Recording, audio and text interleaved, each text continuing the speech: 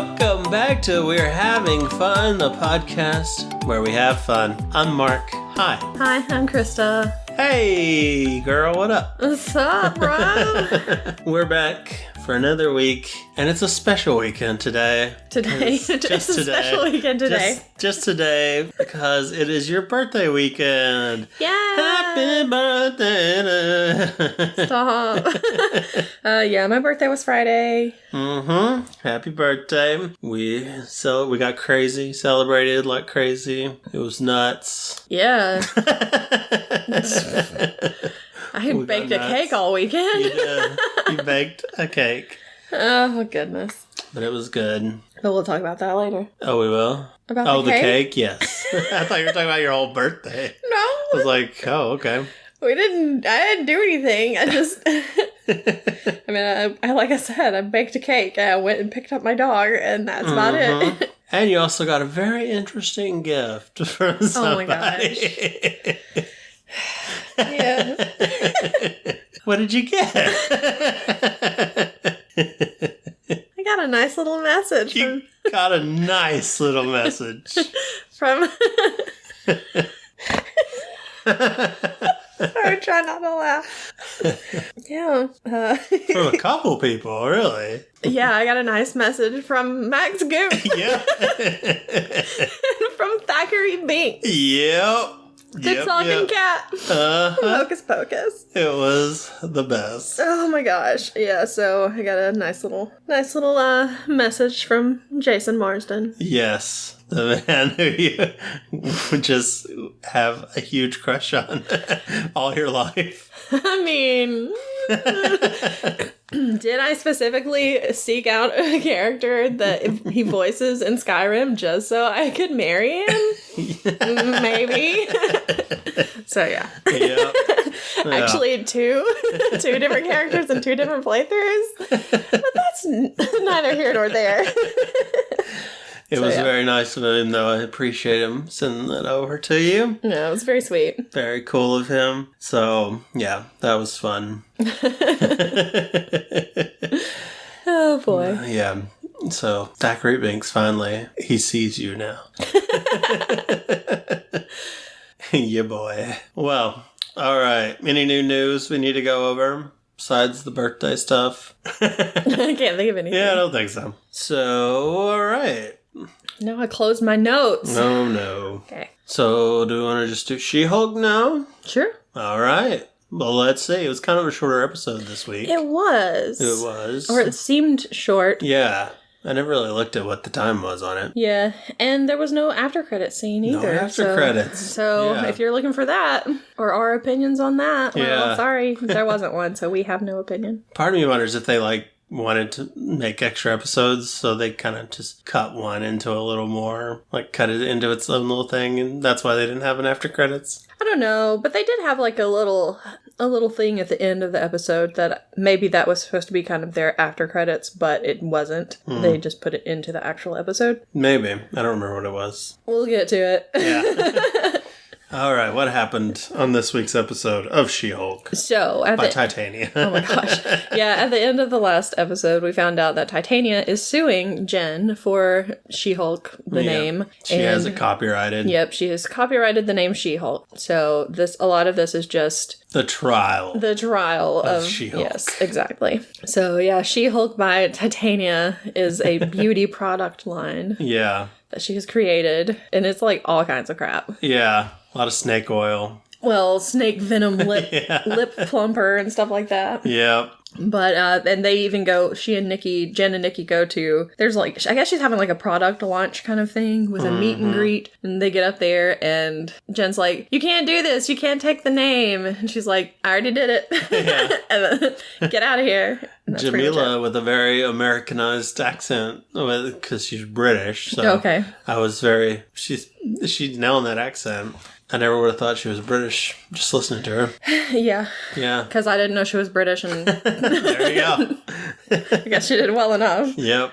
I don't have a lot of notes. So I'm like, what else do we talk about? Okay, well, I guess the second, because usually there are two stories. Mm-hmm. And so the second story is also She-Hulk related because it is, we find out that Pug is a sneakerhead. Yeah. He's trying to go get the Iron Man 3s. Yep. And he gets Nikki to help him out. And she's like, okay, well, I'm calling him a favor early because I need to get some new clothes for Jen as She-Hulk. Because all she has is that one suit, and it's awful. Yeah. It's so bad. So like, I mean, when she's She-Hulk, it's not bad. It's still pretty bad. Why is it even bad? It's just a regular old suit. It doesn't fit her right. Does it not? No. For She-Hulk? Yes, for She-Hulk. It just doesn't fit her body right. Okay. So it just looks bad. It looks like it's, I don't know, it kind of looks like it's a little too big even for She-Hulk or something. Wow. Okay. It doesn't look good. But yeah, she does need new clothes for sure. Yes. So Pug has a drip broker. Yeah. What was the name? I can't remember the name of his drip broker. Remember. But anyway, that guy knows someone who makes superhero costumes. Uh-huh. So they show up at this boba cafe. Yeah. And they go in there, and the guy behind the counter is kind of like, I don't know what you're talking about. But then finally they get him to show the clothes. But the clothes that he shows are not... It just says knockoff Avengers gear. Yeah, but it's Avengers. Avengers and Avengers. So... Hats and mugs and shirts. Yeah, it's not what they expected. So they're like, okay, no, this isn't it. I'd buy one of those shirts if they put them out. The shirts are actually kind of cute. I would like an Avengers shirt. With like the cartoon versions of... Yeah. The Avengers, because they don't look, because like I think Hulk was like purple or something. Hulk and real starried up Captain America. It would have been fun. And they've like in the credits when they show all the cartoon kind of things, or the drawings, one of them is always like she's holding up an evidence bag and there's an Avengers cup, like coffee mug in there. Yeah. So I'm like, what is that? So now we know. Yep. But then he finally does get them to let them go talk to the guy. And they set up a consultation appointment. Yep. For Jen to get her some superhero clothes. So then She-Hulk cannot represent herself. Right. So they have to she could, but they don't think want it's her to. dumb. Yeah. So they get... Angelica! Yeah, what is her name? It's I have no something idea. Book. Mallory Book, I think is what that it was. Sounds right. They get her to take on her case. And so they start...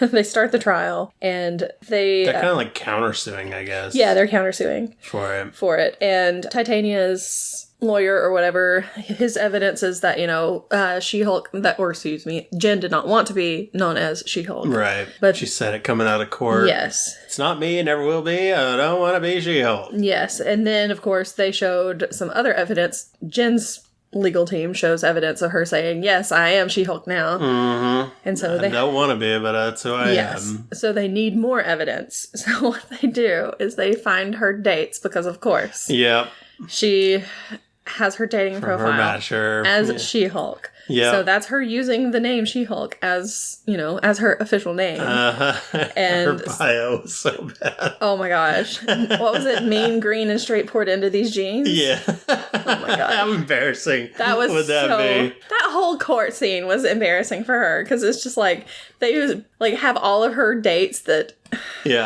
she had these awful dates with, and they're just telling their side of the story, which is not accurate. And I had one time I got on Match.com once for a while and didn't really do much with it, but one day one of my bosses came to me and was like, hey, can I talk to you over here just alone? I was like, oh no. Yeah. And he was like, hey, so how is Match? I saw your profile on there and I was curious how it was. Like, no, I don't want anybody actually seeing it that I know. This is the worst day in my life. So I think I had Match long enough to talk to one person, and I made a joke, and I never heard from that person again. So I was like, okay, maybe this isn't for me. Boy. Yeah. Anyway, on with the show. So anyway, they're able to establish that she has been using the name, so she wins the case. Mm-hmm. And they have to recall all their products and stuff. Yeah, and of course, Titania's like, I'm gonna get you for this. This is an hater. Exactly. Hater. Yeah. Oh gosh. So then at the very end of the episode, she goes to get her new suit, which we don't see. Yeah. And then the guy also created something else for her, which we don't see. Yeah. Wonder if it's her. I don't know if I really like her She-Hulk outfit. It feels like it's going to be weird. on the show. Especially considering, like, how they've changed all the other superhero outfits for people, like, for the women. Yeah. To make them, I don't know, not quite as... Yeah. Yeah. Male gaze, I guess. Yeah. At least she's just a CGI character, maybe? I don't know. Yeah, it's still weird. Still pretty weird. So hopefully they'll give her something cool. And there were some interesting things at the guy's shop. A possible Batman with the bat nipples on it. And you thought you saw maybe a Maleficent. It looked like a headdress that had, like, Maleficent horns. And I'm like, I don't know who that is. But Maleficent is not a superhero, and she's not in Marvel, but maybe it was just a little Disney Easter egg or something. Could be. I may need to go back and look and see if there's anything else to recognize in there. Oh, because I didn't really look very hard. Yeah. But then there's also a box that's for another client. That is open, and he has to go close it, but before he closes it, we see what it is. It's Daredevil's helmet. Yes. A gold one, which is terrifying. Because he had the ugliest costume where he wears like red and yellow and it's gross. It's a terrible costume. But I guess they're gonna try it. Why is it so terrible? Because it's ugly. Have you seen it? No. Let's pull it up. Okay, because you're like, it's red and yellow. I'm like, well, isn't Iron Man red and gold? Yeah. That's kind of the same. It just looks like something from the 60s. Yeah.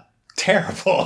What good fashion has come from the 60s? But look at that picture right there. This one? Yes, this is somebody made up.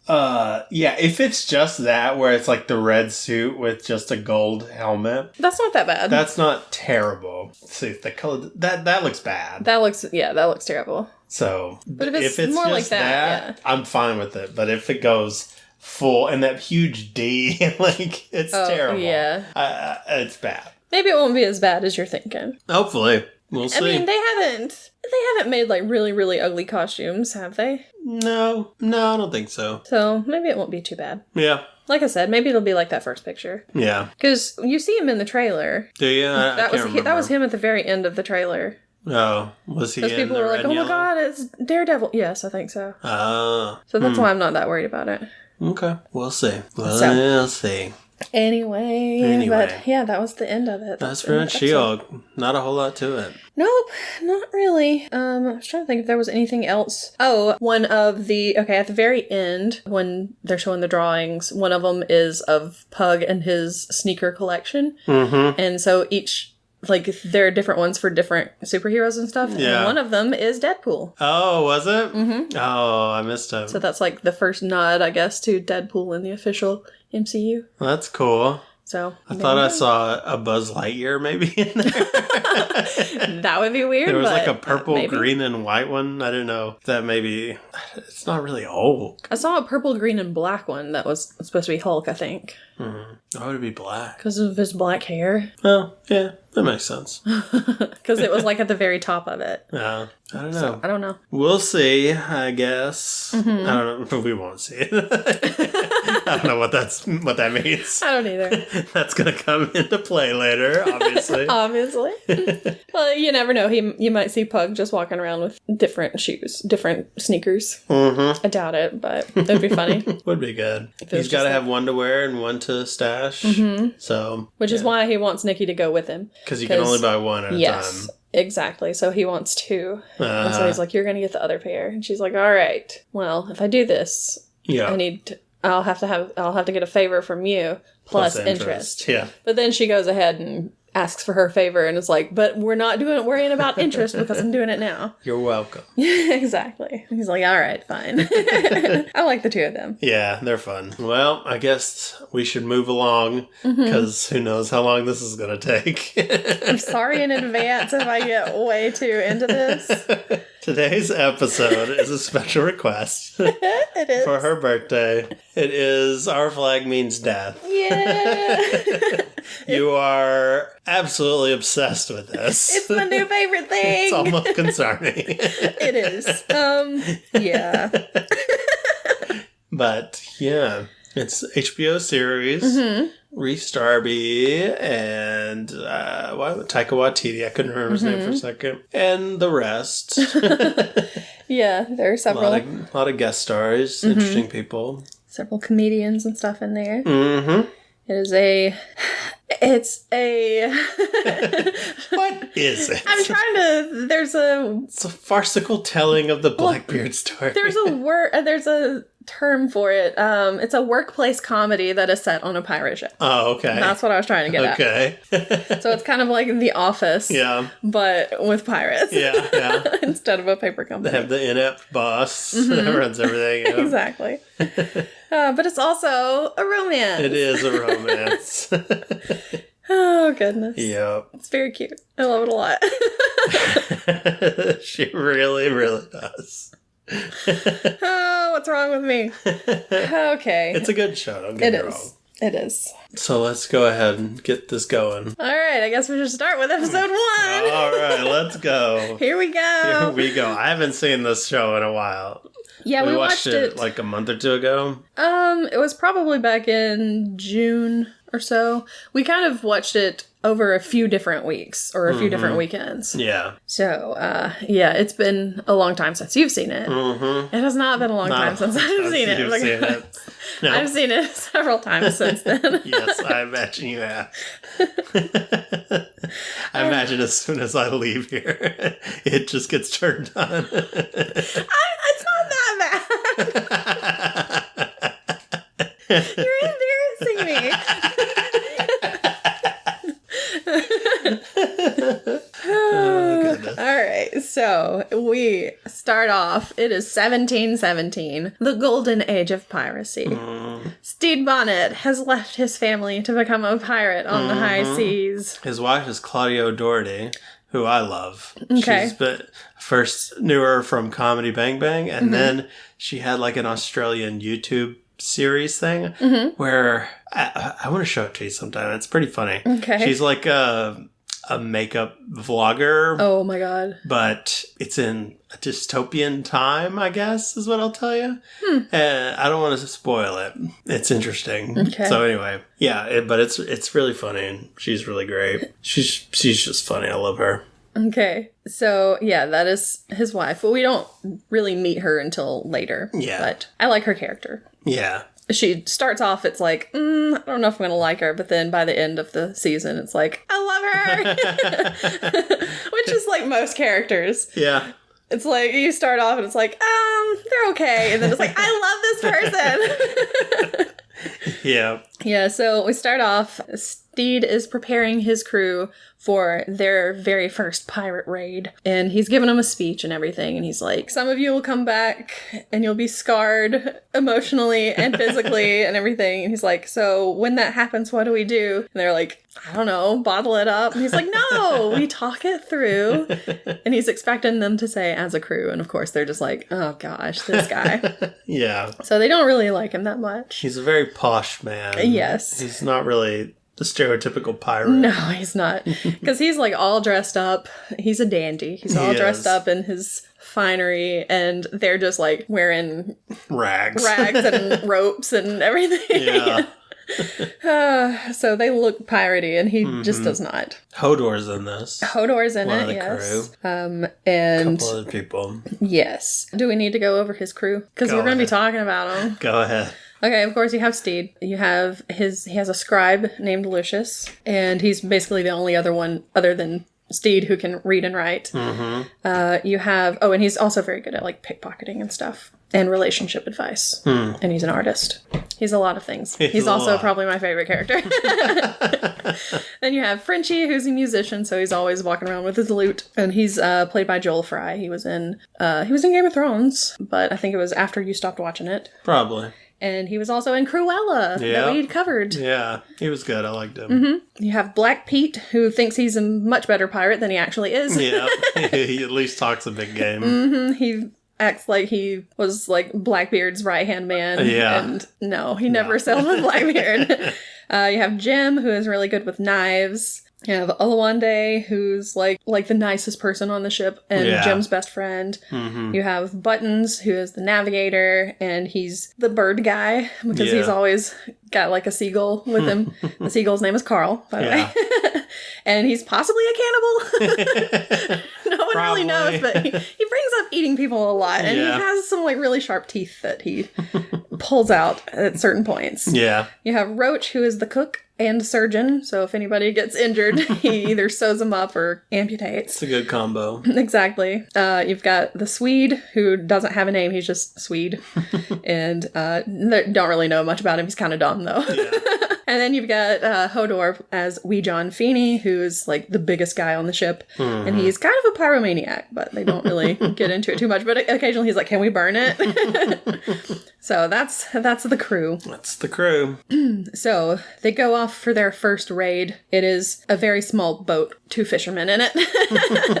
And they basically just steal a plant because that's all that they have. They have fish and they have a plant, and he's like, well, this is ours now.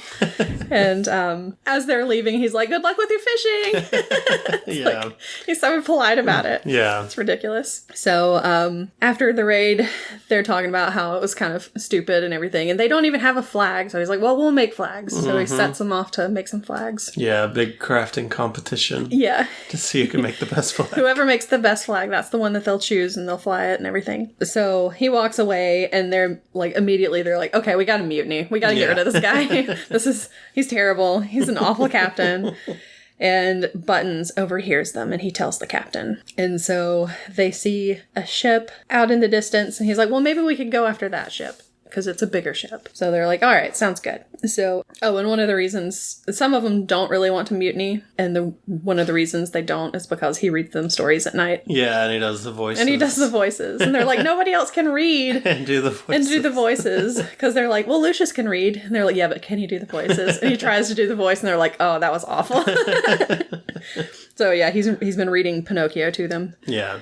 Even though Pinocchio doesn't exist in 1717, but, whatever. Maybe he made it up.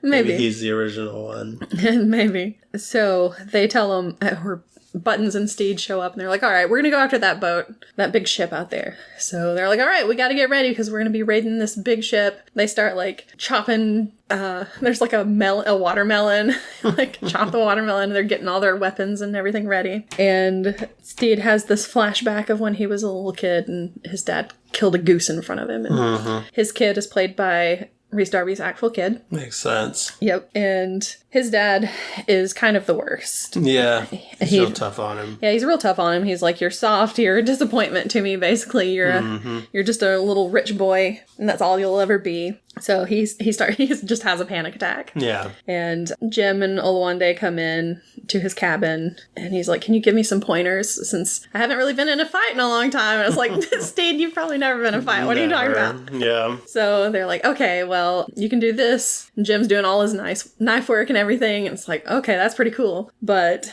what if I don't want to kill anybody? They're like, well, you can just hit them in the back of the head with something heavy. They'll fall down. It'll knock them out. So he's like, all right, I'll do that.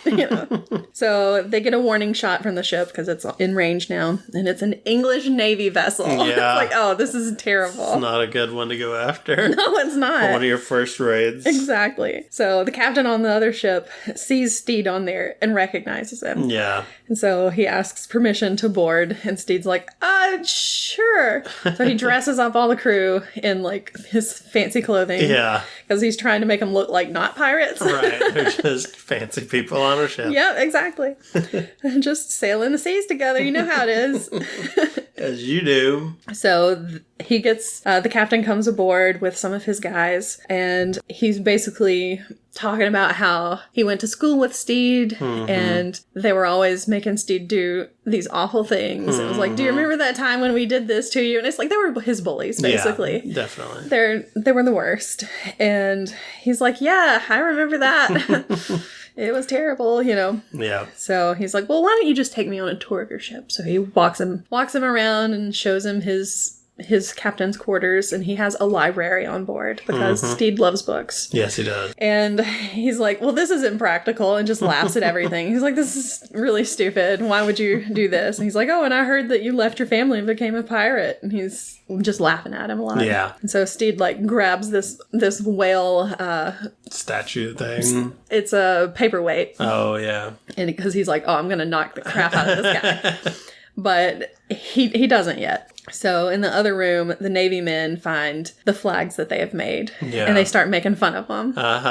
because they were like, oh yeah, we captured these from pirates that we've met, and they're making fun of all these flags, and they're just like increasingly getting mad because it's like, we made these. These are my flags.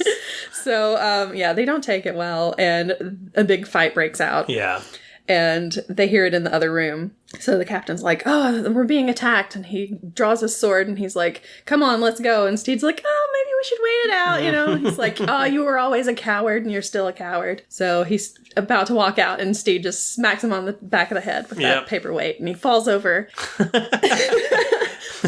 And it does knock him out. Yeah. But unfortunately, he falls on his own sword and it goes through his skull. Yeah, so. Goes right in his eye. Like, how? Yep. Oh my god. I don't know. But Steed's like, can somebody help me? So Frenchie and Oluwande get in there and he's like, I knocked him out. I used the stun move. And they're like, oh, he's stunned, all right. Yeah, he's dead. So he's like, okay. Oluwande's like, you have to pretend that you did this on purpose because it's going to give you a lot of street cred, basically. Right. So he goes out there and he's like, I did this on purpose. And they're like, respect. So, they think he's a killer now. Yeah. And they send keep 2 hostages and they send one of the guys back with like these little makeshift people with like coconut heads and stuff. And they get out of there as quickly as they can before he can get back to the ship and they realize what's going on. So they get out of there. And then that night, Steed finishes his story of Pinocchio. And as all that's happening, you see that Jim is in a room downstairs and takes off a disguise. They're wearing a disguise, so it takes off the nose and the beard, and Olu shows up and talks to him, and they're not mute. They're not a mute. Yeah. They were supposedly a mute before. Right. But nope. And then everybody goes to sleep. Steed sits there and he's crying on the ship, thinking about his family that he left behind. But now he has a new family. Mm-hmm. His crew. Yeah. And then you see that he's hoisted up all of the flags that they made. All the terrible flags. Yeah. They're like not terrible. Cat. They're very bad. Yeah, there's one that's just a black cat because that was Frenchie's. Frenchie thinks that black cats are evil. Right. So, of course, that's the scariest thing that you can have on a flag. Yeah. One of them has like a skull that's just vomiting buttons. There's like one of them that's, I think, eating another person or something, like one skeleton eating another skeleton or something. I don't know. There's a bunch of different ones, but yeah, that's his new family. Yeah, and Jim's a woman. Wait, I guess obviously when she takes off the nose and stuff, you can tell. Well, Jim is non-binary. Oh, that's true. Yes. Technically, yes. So, but in this, Jim is non-binary. Jim goes by they. Yes. Okay. Goes by they them. Yeah. Okay. I mean, later on, that's everybody just says they them or just says Jim. All right. So gotcha. Technically born a woman, I guess, but yeah. I mean, that's how they're found out. Yes. Yeah. Yes. So, episode 2. Sorry if I didn't explain that very well. So, episode 2, this is where we find out that Black Pete is telling everybody that he was on Blackbeard's crew. Right. And he's like telling all these stories about how he saved Blackbeard's life and everything. And in his stories, Blackbeard has like smoky, like his face is just made of smoke. Black smoke, yeah. Black smoke, and his eyes glow and everything. It's like, nobody believes him except for Steed. Steed is like, oh wow, that's so interesting. It's like, they're like, Steed believes anything. Yeah, everybody else in the crew is just looking at him like, how does he believe that this is what's going on, you know? But unfortunately, no one is steering the ship, and they run aground. Of course. So they get out the next morning. They try to move it, but of course it won't budge. And so they're like, well, I guess that it's time. We can just use this time as a holiday. And it's a vacation. And everybody's like, what's a vacation? Because Steed's the only one knows what a vacation is. So he's like, it's where you just do whatever you want, you know? And they're like, well, can we torture the hostages? And it's like, no. Anything except that. Let's not do that. So there are like some of them who are like making coconut bombs. And some of them are like just sitting around whittling stuff. They just don't really have anything to do. At one point, he looks over. There are 2 guys that are just like fighting with each other. He's like, "What are you doing?" It's like, "We're vacationing." They don't know what it is. Yeah. But also, this whole time, he just keeps seeing the ghost of the captain that he killed. His name was Nigel Badman. We didn't say that. He's a bad man. Badminton. But sure. The bad man badminton. Roach is supposed to be in charge of the hostages. But he comes up to Steed and he's like, so, I was just wondering, do the hostages get a holiday too? And Steve's like, no. What are you talking about? And he's like, oh, because we let them go, like, take a pee over there by themselves. It's like, oh, crap. So they've lost the hostages. They're very bad at this. They're terrible. They're terrible pirates. So Steed, Oluwande, and Black Pete go off to try to find the hostages that they just lost. But they're captured by natives on the island. Oh, no. So while they're being captured over here, these 3 mysterious people show up. Mm-hmm. They're watching these awful pirates on the beach. They walk up to Buttons. They're kind of asking about the crew, like, how many people are around. They're trying to figure out what all's going on here. Also, Jim has taken off their disguise and is out, wants to take a bath, but just goes out for a swim instead. Mm-hmm. So takes off the disguise. And Lucius finds the disguise. Now, what's really funny is it's just sitting like on a rock. So it's like the clothes are kind of laying on the rock, and then there's a nose sitting on it and a beard and the hat and everything. And some of the people who are in the fandom and everything are like, okay, so if anybody other than Lucius had come up and seen this, they would have thought that Jim turned into rocks. Yeah. Because that's kind of how it looks like. Yeah. Like, yeah, they would have. Probably. If it was like Swede or something, he'd be like, oh, Jim's a rock? But, yeah. So now Lucius knows that Jim is not a man. Oh, no. Yep. So they know about the disguise. Knows the secret. Knows. Yep, exactly. So the natives have Steed and Black Pete in the most useless cage ever. It looks like they could easily just like stand up and take the cage off of them. Yeah. It's not, it doesn't look like it's hooked to anything. It's just sitting on top of them. It's weird. And they also found the hostages. So they have the hostages there too. And they don't have Oluwande tied up though. They're like, yeah, he's one of us. He's good.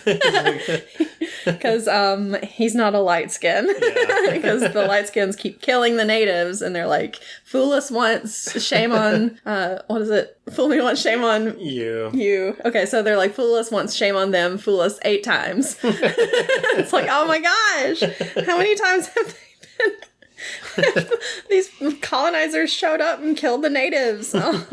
So they put him on trial, and they're like, have any of you murdered anyone recently? And Steed breaks down. He's like, I'm a murderer, because he keeps seeing, of course, the ghost of the guy that he killed, of Nigel. So Olu's like, technically he didn't, and explains everything. And so they're like, all right, obviously he's talking to like one of the elders, and the guy's like, obviously you're just feeling guilty about leaving your family behind, and you're projecting it on this other thing. So they're like, well, we're gonna let you go because honestly you're just terrible pirates, so we don't think that you're any kind of a threat to us. So he's like, all right, well, we'll take our hostages and go. And he's like, no, we already sold those guys. So now they have to go find the hostages. And they sold it to those strangers. 3 strangers, 3 strangers. So Steve's like, well, we've got to get them back. Let's create a diversion. We're going to get our hostages back. And so he confronts them while the others pretend that they're like ghosts on the island or whatever. Which is such a stupid plan. So dumb. But it works somehow. And they come up with this compromise. Steed will take one of the hostages back, and then the other guys can keep those. And then he introduces himself, and the other guy is Izzy Hands, or Israel Hands. Yeah. And he is not happy. Yeah. And he's played by Con O'Neill, who is, if you heard our Batman episode, or our episode about the Batman, he was the guy that I was like, I swear to God, this has got to be Emilio Estevez. That guy, yeah. But it's not, because I was like, wait a minute, this voice sounds familiar. But yeah, it's the same guy. Sounds like old Emilio. He did. In that character, he did. Yeah. Because I guess it was the combination of his voice and an American accent just sounded like old Emilio Estevez in Young Guns too. But no, it's Con O'Neill. So they head off wherever they're going. The natives help them get their boat unstuck, or the ship unstuck, whatever. And one of the elders is talking to Steed, and he's like, you're more gentleman than pirate, which makes him go, oh yes, I'll be the gentleman pirate. So that's how he comes up with his little nickname. Yeah. And the elder also tells Olu that he can stay there if he wants, because they've struck up a friendship with him, basically. And he's like, no, that's okay. I should probably stay because there's someone on the ship. And they're like, oh, you're in love. He's like, what? No. What are you talking about? No, we're just friends. It's like, okay, sure. So they sail away, and the ghost of Nigel Badminton is on the beach, and he's yelling at him. And he's like, what? I can't hear you. Because he's leaving the ghost behind. There you go. Yeah. So leaving his guilt behind, supposedly. So then Jem grabs Lucius because because Lucius knows Jem's secret, and so pulls him off somewhere into the dark corners of the ship. And it's like, uh-oh, did Jem just kill Lucius? I don't know. And then Izzy and his two friends that he's with are on the ship, a different ship, of course. They're watching the Revenge sail away, and Izzy's like, the captain wants us to follow that ship. And then it pans up and you see the flag, and it's Blackbeard's flag. Oh, no. So Blackbeard is coming after him. Yep. Wants to meet the gentleman pirate. Yep. The next episode on Blackbeard's ship, that's when Blackbeard's like, yes, I want to meet the gentleman pirate. Tell him to invite him to the ship. So that's what's driving this episode, I guess. Mm-hmm. On the Revenge. Of course, I don't even know if I said the Revenge is the name of Steed's ship, but it is. So on the Revenge, Lucius is still missing. Frenchie's taking notes for Steed, because Lucius is supposed to be his scribe, but Frenchie's taking notes instead, but he can't write, so he's just drawing, like, stick figures and stuff on everything.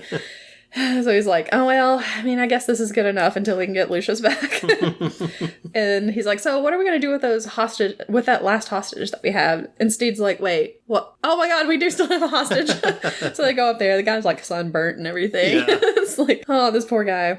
So most of the crew are like, we should kill him. And then one guy's like, well, we could sell him back to the British. So they're like, yeah, that sounds good. We'll sell him. So they go to the Republic of Pirates. And that's where Spanish Jackie has a bar. And Jem is wanted by Spanish Jackie because Jem killed her favorite husband.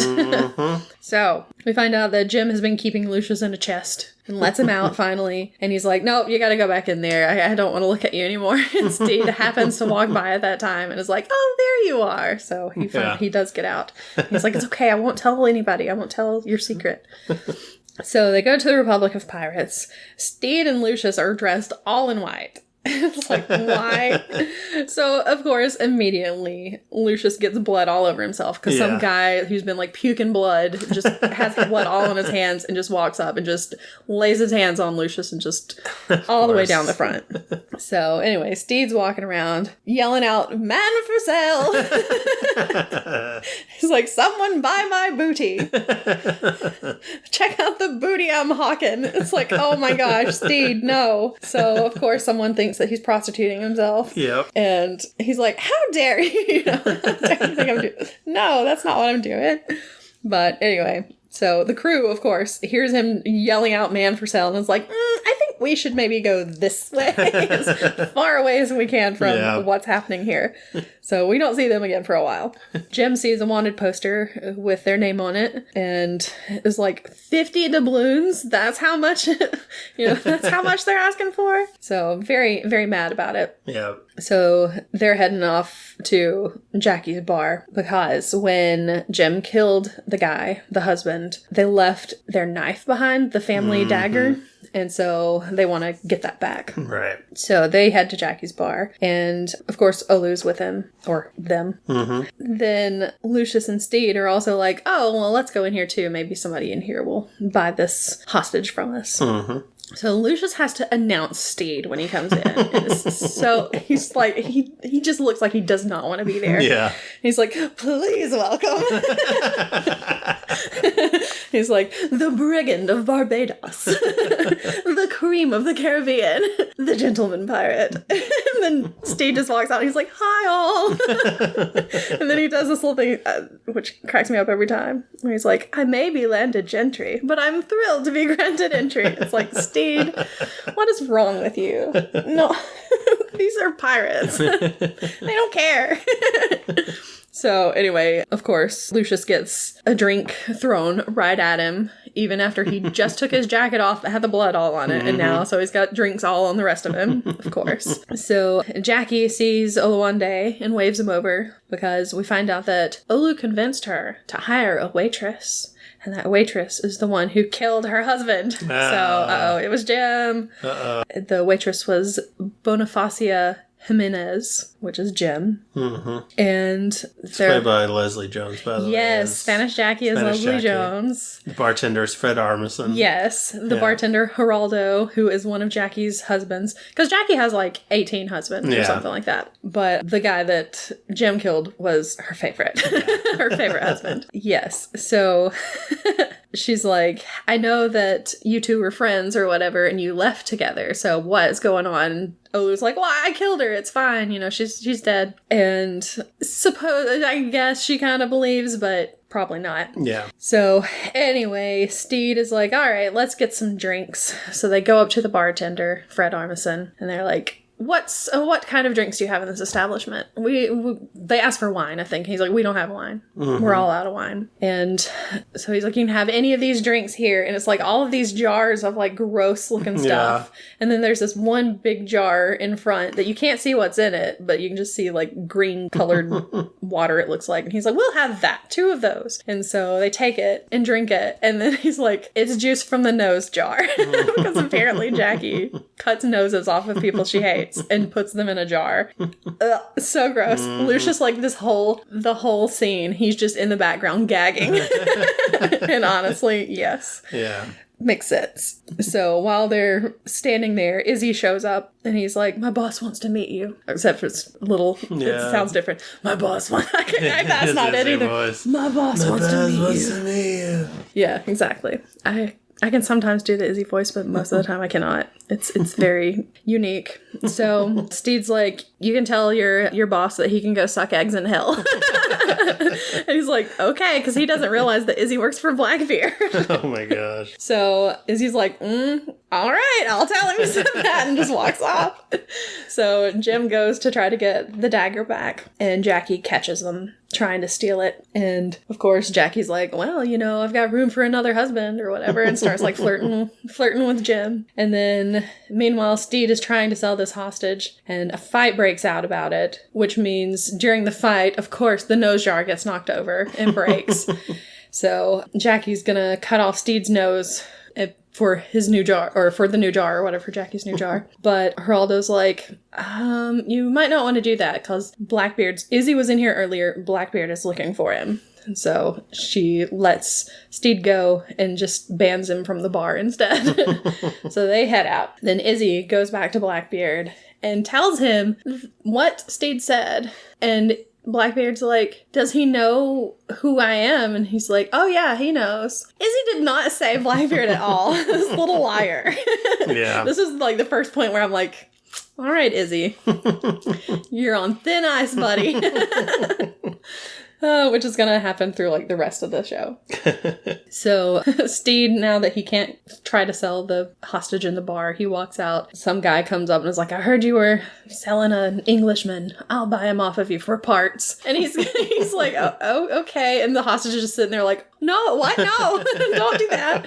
But Geraldo shows up and he's like, I have a client who'll pay good money for that hostage. So he's like, I'll meet you back on your ship and we'll go over together. So back on the ship, Lucius gives Jim the family dagger because Jackie was holding it, and Lucius pickpocketed it as they were leaving the bar and returns it to Jim. So very sweet. Made up, yeah. So now Jim's like, well, I guess I won't kill you now. Since you did this for me. That's what a real friend would do, you know? So they go to sell the hostage. They go to the Spanish ship, and it's Steed and Lucius, because I guess Lucius is going to be like, he's the scribe, so he has to write down everything. Roach, for some reason. I don't know. I don't know why Roach, and Jim. But Roach made tapas because they don't want to show up empty-handed, I guess. And tapas is like catnip to Spaniards, apparently. So yeah, they can't show up empty-handed for their first hostage sale. No. You know? So they board the Spanish ship. Everybody goes up before Steed. He's the last one up. And when he gets up there, he realizes something's wrong because all of the others are tied up. Yeah. And he's like, wait a minute. And then the Spanish captain stabs him in the stomach. Mm-hmm. And I was like, wait a minute, they're not going to kill Steed in the second episode or the third episode. No, he's not dead. So Geraldo grabs Jim, takes off the fake nose and the fake beard to reveal their identity. Mm-hmm. And apparently Jackie knew as soon as she saw Jim walk in. Yeah. It was the person who had killed her husband. Obviously. So he's off. He's gone. Geraldo's out of there. They're about to hang Steed when the ship is attacked by pirates. Oh my gosh. And it's not Steed's crew. It's different pirates. Unfortunately. Good pirates. They're leather pirates because they're all dressed in leather. Yeah. It's like, this is ridiculous. This does not seem like the best thing for pirates to be wearing, but okay. So unfortunately, the barrel that Steed is standing on falls over, and so he's starting to get choked by the noose. Somebody cuts him down, and there comes Blackbeard, and he's like, the gentleman pirate, I presume. And Steve's like, you've heard of me? He's like, wow, that's pretty cool. He's like, yeah, I've heard all about you. And then we get to episode 4. So there's a flashback. It's Steed and Mary, his wife. They get married. They have 2 kids. He likes to play pirates with them and everything. Mm-hmm. But in present day, Steed is there in the bed on the ship. He's feverish and everything because he's been stabbed in the gut, you know? Yeah. And Blackbeard watches over him. So Blackbeard goes out. He introduces himself to the crew, and they're all just like, oh my god, everything this guy does is so cool. He, like, does this stupid, like, little teeny tiny jump, like, swing down on a rope, and it's, like, the smallest distance, but they're like, whoa, that's so cool. You're so awesome. So, I don't know. It's just ridiculous. But, so yeah, he meets all the crew and everything. And Steed keeps dreaming of his old life. He is dreaming of an anniversary that he had with Mary, where she presents him with a painting that she did of the lighthouse that was behind them when they were getting married and everything. And he's like, oh, the kids painted that. She's like, no, I painted it. So anyway, you can tell that they just don't really get along that well. And then he shows her the anniversary gift that he got for her, and it's just a model of a ship. And he's like, so, you know, our life is a little bit monotonous and everything. So what would you say about living on a ship with the kids and everything? And she's like, I hate the ocean. Yeah. And he's like, since when? He's like, no, you don't. She's like, yeah, I told you that the other day when we were standing by the ocean, you know? And he's like, oh, okay, well, I'll have it stopped. And she's like, what do you mean? Have what stopped? He's been building this boat without telling her. Mm-hmm. So, so she's not happy. But he does have the model of the ship on board of his ship. Yeah. Because Blackbeard sees it. And he's like, everything this guy has is just fascinating. And so you find out that Blackbeard is also bored of his own life. Because he's like, you know, all we do is we just raid people and it's just boring. It's the same thing every day. So they're both just bored of their lives. Yeah. So it's something they have in common. So back in Steed's fever dream, he and Mary are talking, or Mary's talking really, and he pretends to be asleep. Because he's like, she's like, we should at least try to be happy together since, you know, we don't really have a choice. And he's just like fake snoring and everything. Yeah. She's like, okay, well, whatever. So as soon as she's asleep, he slips out and he leaves him. Yeah. So, Steed, you jerk. What are you doing? Yeah. So he finally wakes up though. Blackbeard's there and he introduces himself as Steed and everything, and he's like, so do you work for Blackbeard? And he's like, clearly you can see him thinking, he doesn't realize I'm Blackbeard. What's wrong? I have the black beard and everything. And he's like, you know, I never thought of it that way, but yeah, sure. And so he introduces himself as Ed instead of as Blackbeard. Yep. So he's looking at all these things in the cabin and everything, and he finds like this cashmere scarf or whatever, and he's like, Steed realizes, he's like, oh, so you like nice fancy fabrics and stuff. He's like, yeah, I guess I do. So Steed's like, oh, I have something to show you. So he shows him his auxiliary wardrobe where he keeps like all of his extra clothes.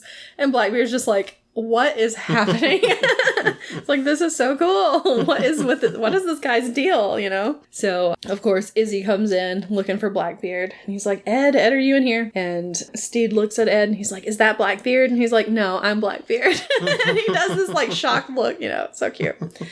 So he does know that he is Blackbeard. I expected him to like draw it out a little longer, but no, didn't. So the crew is trying to figure out what the deal is with Jim, because they're like, okay, so you were in disguise, but you're actually, because they're like, you're Jim's a woman, but do we still call you Jim or what? You know, so they're just trying to figure everything out. And so Jim's like, yep, I'm still Jim. I don't have the nose, I don't have a beard, and I can talk now, but I'm still Jim. So like, okay, well, that sounds good to us. So they're fine with it. It doesn't take very long. Steed shows Ed his library, and he's expecting Ed to be like, oh, you have a library on the ship. This is stupid, you know, just like Nigel did. But he doesn't. He's like, wow, this is really cool, you know? Mm-hmm. And so he starts talking about how his life is void of purpose, basically. He's like, he doesn't even have to be on board a ship as long as his flag is there, because people are going to be like, oh my gosh, it's Blackbeard. So Steed's like, well, maybe you should retire. And he's like, you know what we should do? Switch places. So they switch clothes, and Ed comes out on deck. He's in Steed's like frilly shirt and his, stockings and breeches and everything. Yeah, he walks out dressed as Steed, basically. And Steed comes out dressed in Ed's leather outfit. It's just like, the crew is just like, what is going on? So they're like, okay. Blackbeard's like, meet my friend Blackbeard. You know? And Steed's like, and this is Steed Bonnet. You know? So they're just pretending to be each other. Izzy is not happy about it. Yeah. He's like, look, if you get me killed because of this, I'm gonna be very, very mad. Very mad. So he's like, I'm once this is all over, I'm leaving. I'm out. So of course there's a Spanish ship that is getting close to them. It's heading their way, and Ed asks Steed what they should do about it, because he's like, well, you're Blackboard. Why do I keep saying Blackboard? Oh my god. You're Blackbeard, so you're in charge. And he's like, well, I don't know what to do. And he freaks out. But then fog rolls in, because Ed saw earlier that there were these clouds that were shaped like Frankfurters, which meant that there was going to be a fog that night. But now, because he's like, but it's okay, we'll sail away and there'll be a full moon or something. But it turns out that it's not a full moon, because he got the date wrong, because it's a leap year, which is not possible because it's 1717. But so they're like, oh no, the Spanish are gonna crash into us, or they're gonna be able to get to us really easily, even through the fog. So they're like, well, we're gonna die. I guess that's it. So he and Ed and Steed are talking, and Ed sees the painting of the lighthouse that Mary made, and they're talking about lighthouses, and they're like, wait, lighthouses are meant to keep you from crashing into rocks, so we have to make the ship a lighthouse. So they take a mirror and a lantern, and they swing it around, and Ed spits some rum into the lantern so it'll like flare up really big and everything. And Wee John starts making like a noise like a foghorn. And the Spanish believe it. They think that it's a lighthouse, so they just sail on away. And they're like, yes, we did it! So then, like, the next morning, Steed and Ed are sitting there eating bread and marmalade. And because it's, like, the finest marmalade or whatever. And Steed, like, got rid of most of their gunpowder so that he could have more room for the marmalade. It's like, what is wrong with you? And he's just like... It's priorities. Yeah, exactly. Ed just looks at him like, this guy is insane. But they're like, we can help each other, you know. Steed will teach Ed how to be an aristocrat. And I almost said an aristocrat. Everybody wants to be a cat. And Ed will teach Steed how to be a bloodthirsty pirate. So that's their deal. Mm-hmm. So Izzy's getting ready to leave, but Ed stops him and he's like, well, you know, what if Blackbeard died? And he's like, what do you mean? He's like, what if he's so he's just unrecognizable, but he's wearing Blackbeard's clothes and he's on Blackbeard's ship? And Izzy's like, well, what about you? And he's like, what do you mean? I'm the gentleman pirate. I'm Steed Bonnet. So he's going to take over Steed's life and kill him. Oh no. it's like, is he really going to do that? Or is he just trying to keep Izzy there? Don't know. We'll see. So, the next episode, the pirate training begins. This is episode 5. Yes. Ed teaches, that's kind of funny, because his name is Edward Teach. Ed teaches Steed how to be scary. When, they raid the ship, so he's like telling him all these piratey things, and Steed teaches Ed about cutlery for fancy dinners, and there's a flashback to young Ed, and his mother has a red piece of silk. She works at like this fancy manor, and she brought it home for him, and so that's when we find out for the first time that he likes nice things, but people like them don't have nice things. So anyway, but he's always wanted to have nice things, I guess. So on board the raided ship, Frenchie found an invitation to a fancy party, and Ed wants to go. So Steed's like, all right, fine, we'll go. And they head off to the party. It's Steed, Ed, Frenchie, and Oluwande. They're all dressed up. They board the party ship. Frenchie comes out and he's like, this is, talking about Olu, the Crown Prince Aziz of Egypt. And Frenchie, of course, is his viceroy. Mm-hmm. Steed is pretending to be a phrenologist named Sir Godfrey Thornrose. And Ed is Jeff, the accountant. Oh, goodness. So while they're there on the ship, Olu and Frenchie basically scam everyone aboard with a literal pyramid scheme, as in they are selling half of the pyramid to people. Yeah. So there we go, the original pyramid scheme right there. And the people throwing the party on that ship are Nick Kroll and Kristen Wiig. No, Kristen Schaal. Schaal. Sorry. Yeah. Yep. I don't know why I thought wig. That's weird. Because they're wearing wigs. Yes, that's why. They both have 2 vowels in their names. Yeah. Back to back. That's true. That's true. Yes, they're playing French people. Mm-hmm. Gabrielle and Antoinette. Mm-hmm. It's their dinner party. And Ed is doing really well at first. He's like, they just find him fascinating. And Steed's kind of jealous, it seems like. But he's like, well, you know, at least he's having fun. Back on board the Revenge, Lucius and Black Pete are canoodling. Mm-hmm. Yeah. And Izzy finds them. And he's like, okay, you need to be doing actual work. So he makes Lucius scrape the barnacles off the side of the ship. And so Lucius is over there, and as soon as he walks away, Fang, one of the guys, because they're the 2 friends that Izzy had, are Fang and Ivan. Fang is my favorite of them, of course. He's adorable. But Fang looks over the side, and he's like, okay, Izzy's gone. And Lucius is like, okay, well, pull me up. And he's like, no, I should probably watch while you do this. And he's like, he starts kind of flirting with Fang. And he's like, have you ever been sketched? And so Fang, like, blushes and everything. It's really cute. And he sketches Fang. It showed, like, later they're in the captain's quarters and he's sketching Fang. But it's not like all of Fang. It's just one part of Fang. So apparently he just has a whole book of genitalia. Yeah. A whole sketchbook. I don't know. It's so funny. But of course, Izzy sees it and is like, what is happening? What is going on? Stop.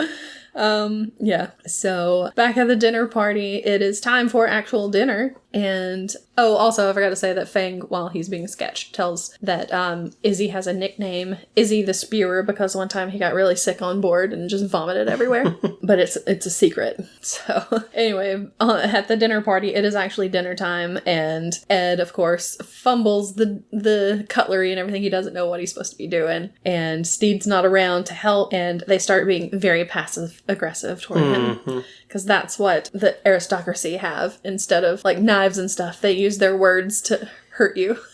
Yeah. So they're being very passive-aggressive. Very mean. Mm-hmm. And he's like, I know what you're doing. And he's like, what do you mean, Jeff? It's like, I think you're being passive-aggressive. So they all start laughing at him and everything. He runs out. He goes up and finds Steed and Frenchie. And he comes out. The way he comes out, though, he looks like a little kid who's like, I'm ready to go home. Yeah. The other kids were mean to me. So Steed's like, it's okay. I'll take care of it. So he goes in, he starts playing a game with him, and he's like, it's like a game of secrets or whatever. So he starts telling all of their secrets, because Frenchie and Oluwande have become friends with one of the servants on the ship. So, of course, the servants know all of the tea. Yep. So he just starts like spouting off all of these things. It's like, oh, you have an illegitimate child. You're embezzling money from your partner. And of course, Nick Kroll and Christian Schall's characters are actually siblings, but they're married. It's like, oh gosh. It's like we got some real Game of Thrones thing going on here. So anyway, there's like, everybody starts fighting, and somehow the ship catches on fire. Of course. And Ed comes in and he's like, what happened? What did you do to them? He's like, passive aggression. So they get off of the ship, and the ship just goes up in flames.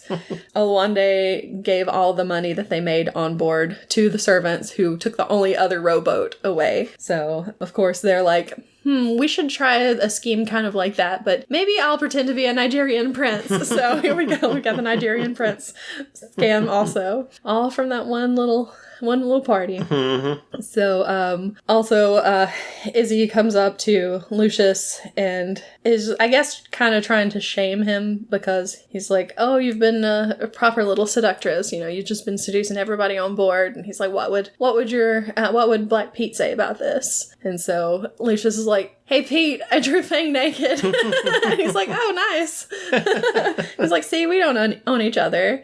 And then he calls him Dizzy Izzy. And he's like, or is it Izzy the Spewers? And so, yeah, he's not happy about that. Yeah. So he gets annoyed and walks off. Then once they're all back on board, Ed still has like that scrap of silk that his mother gave him. And Steed comes up and he takes it and he folds it and everything and tucks it into Ed's pocket. And they're like standing under the moonlight and it looks very romantic and everything.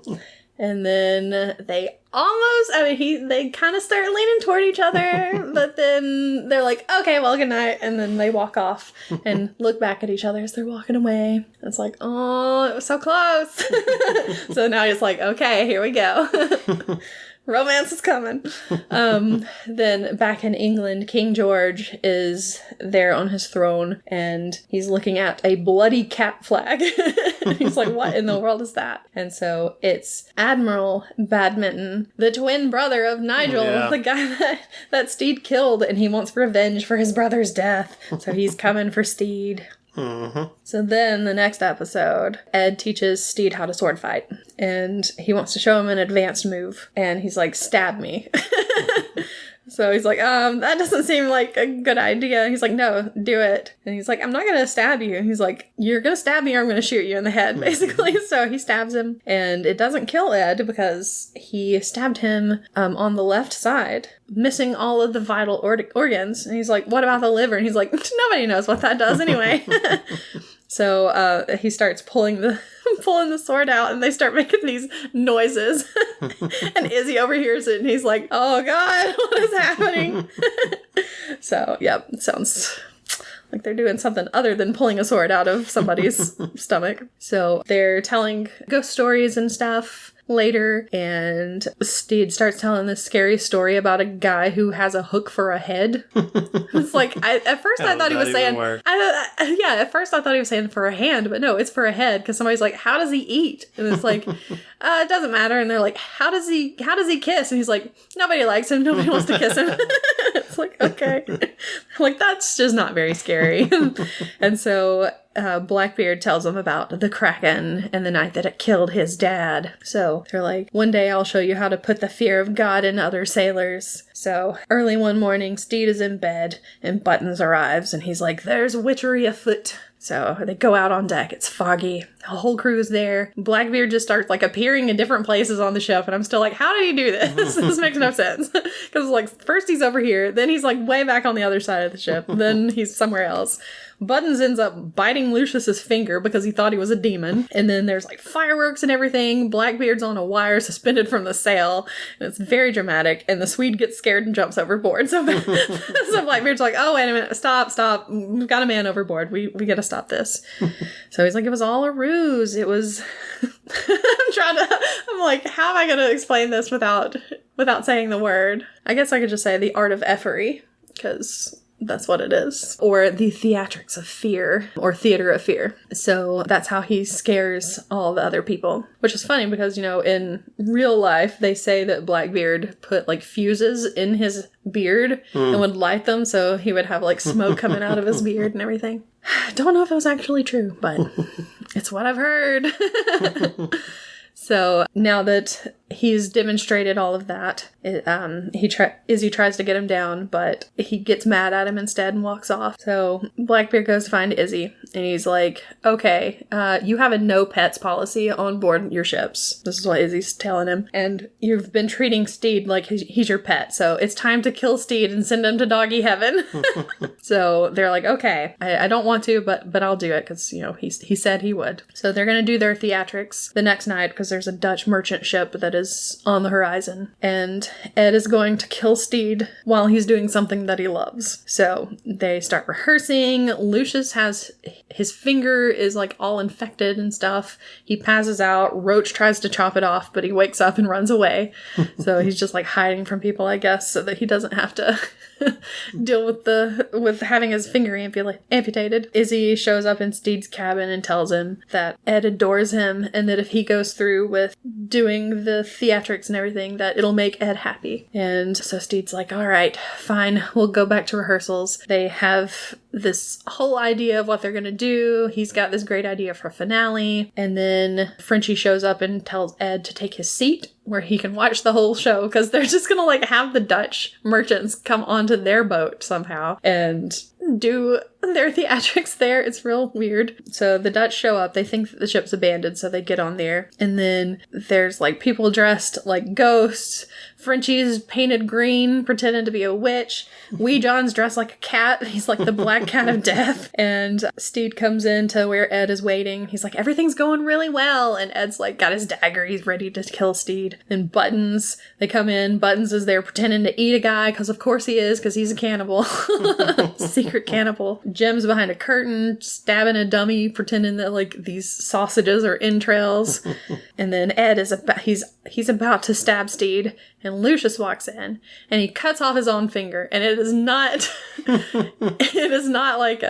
he really cuts off his finger. He's got these shears, and he's like, can't cut off my finger if there's no finger to cut off, and he just snaps it right off, and they freak out, all the Dutch people. The Swede, he starts singing because he doesn't he just wants to sing. He just likes singing. So they're like, it's our Nordic angel. And then there's the finale. Someone is outside with tentacles hitting the windows with it. It's the Kraken. Oh no. Mm-hmm. And so Blackbeard sees it, and he starts like freaking out because he's afraid of the Kraken. And he comes out and he's crying, and all the Dutch see him and they're like, Blackbeard! And they run off. So Steed finds Ed. He's in the tub. He's crying and everything. And he reveals that it wasn't the Kraken that killed his dad. It was him. He killed his dad because he was abusive. And that he hasn't personally killed another man since. It's like, okay, but what do you mean by that? Because later you hear about some of the stuff he's done. It's like, well, technically you killed these people. But he's like, well, I wasn't personally killing them. It was the fire that killed them, or it was this other thing. Yeah. It's like, okay. So he just outsources the killing. And he admits to Steed that he was supposed to kill him that night, but he couldn't do it. And so they decide to forget about the whole murder business, and they're friends. But when they walk out, Izzy's not happy. And so he's like, well, if you're not going to kill Steed, I'll do it. So he challenges him to a duel, and Steed accepts, and Ed's like, no, don't do that. He's like, but you taught me well. He's like, not that well. So they start dueling. With swords. The loser is going to be banished from the ship if he's not dead. And the crew is like surprisingly on Steed's side. They're cheering him on and everything. And Blackbeard just can't watch. He's like, I don't want to see Izzy kill him. Mm-hmm. So Izzy stabs him, and everyone is just shocked. And then you hear Steed say, did I do it right?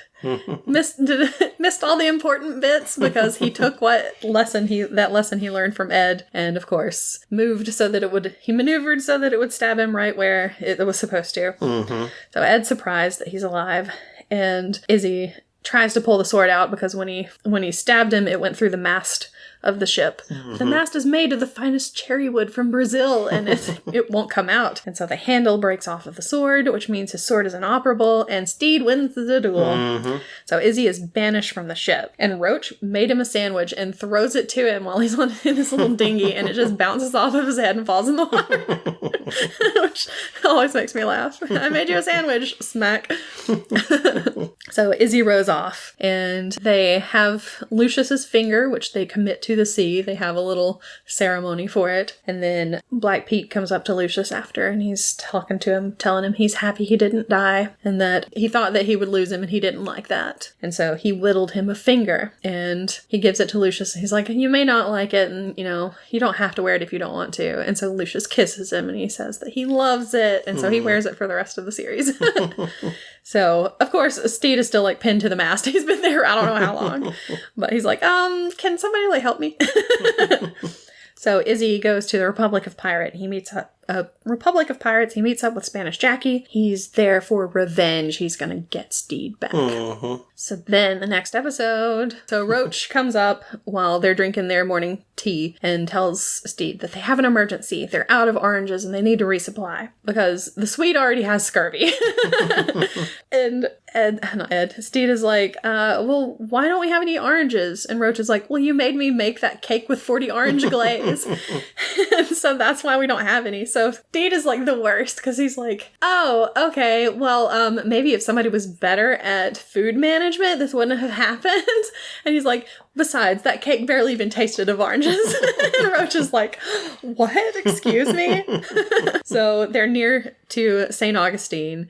And so they're like, all right, well, we'll just stop there and see if we can resupply. But Jim doesn't want to go because that's where they grew up and that's where their family was killed. But they decide to stop anyway because it's the closest spot. So Steed and Lucius go out to get more oranges, but there's no oranges because there was a blight. But he got a treasure map instead. So he's ready for an adventure. So Blackbeard, of course, doesn't think that the treasure map is real. But Steed's like, but I want to go.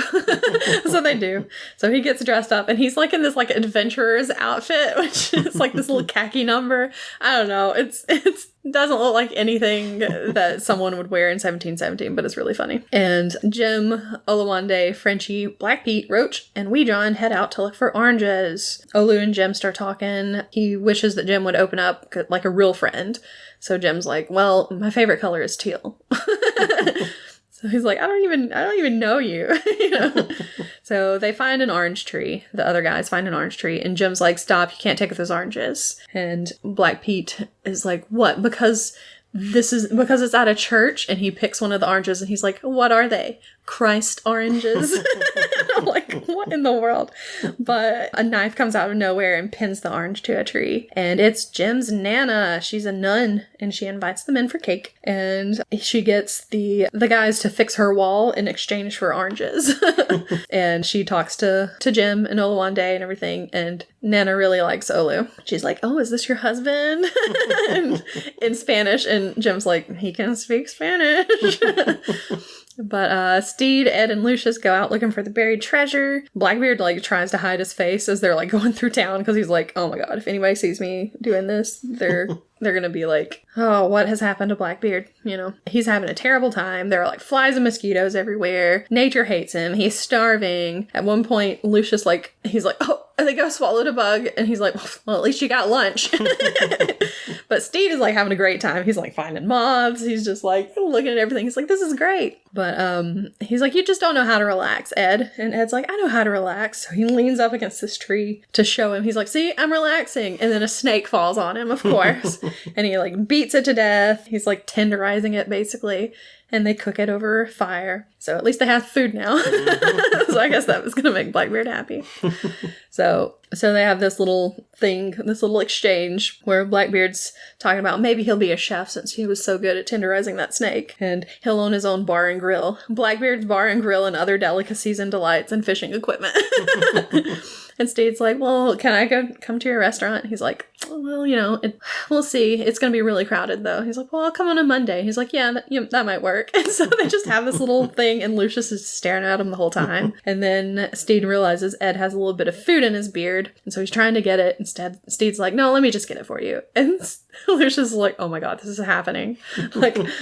I don't know what I'm watching right now, but I think I know what is happening here. It's like, I'm pretty sure they're all flirting with each other, but unfortunately, an ember falls out of the fire and hits the map and sets it on fire.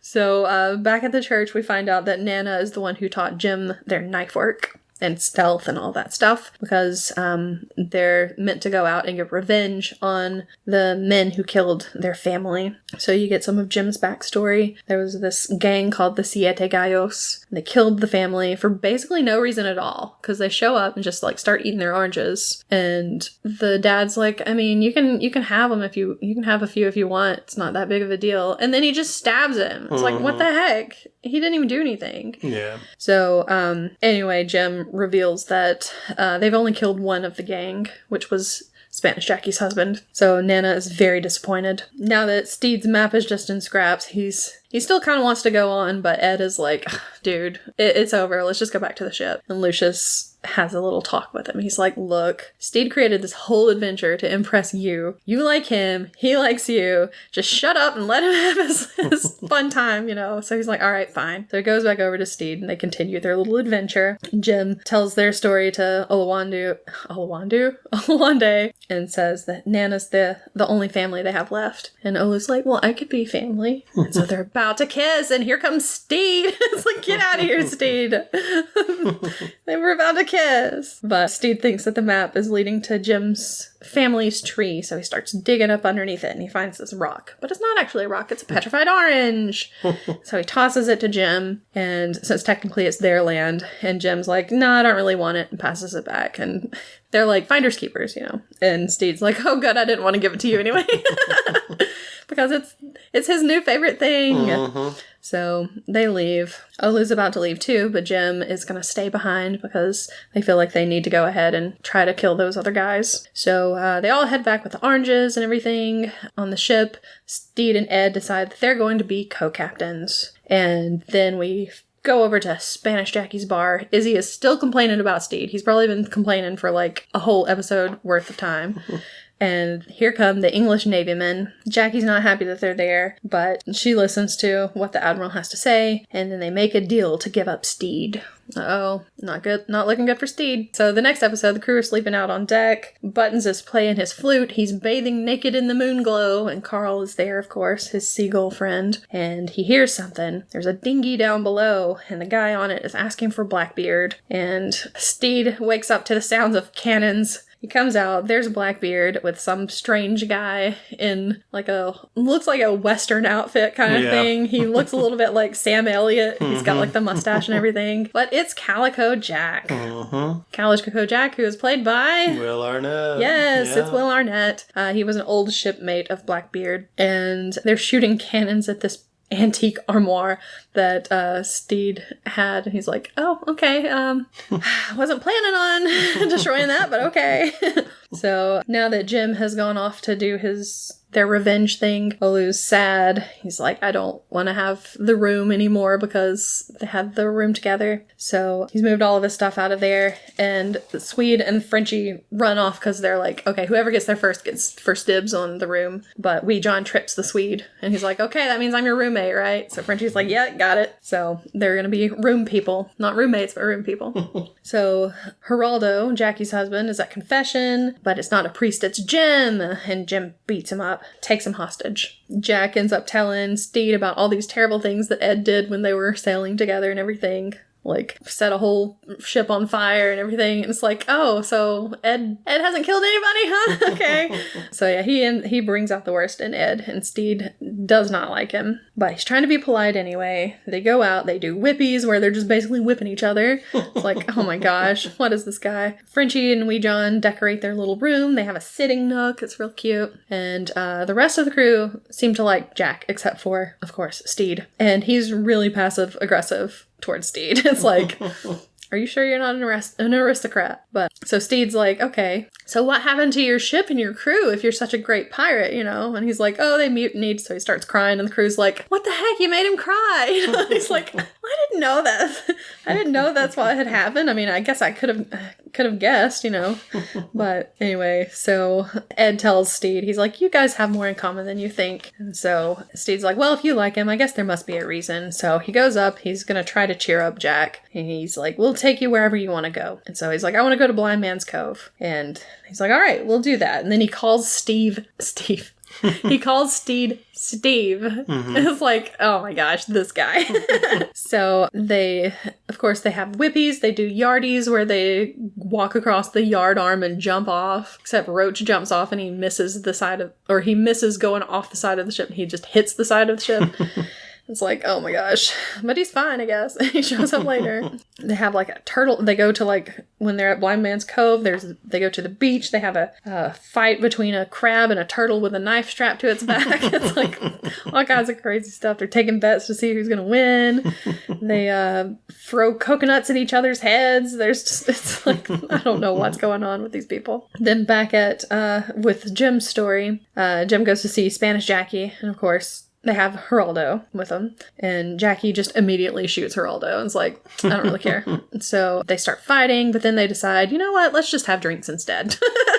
So they just sit down and talk it out. Then Steed and Jack are peeing in the bamboo forest together and talking, and he's basically asking, if Ed and Steed are having a dalliance or whatever, because he's been with Ed in the past. And he's like, oh, did I hit a nerve?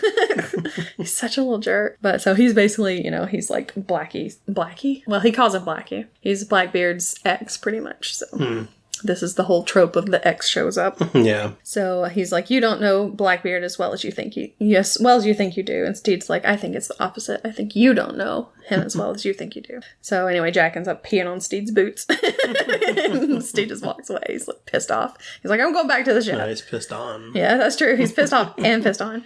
So yeah, he goes back to the ship. Ed tries to stop him, but he's like, yeah, I don't want to be around Jack. So Jim and Jackie are talking, and they find out that Geraldo is actually one of the gang members that they were looking for. So that's 2 of them dead now. Got him. And Jackie tries to talk Jim into not going the revenge route anymore, because it'll just, being that angry will just make you age faster. Because she's like, how old do you think I am? And Jim's like, I don't know, 50? And she's like, 25.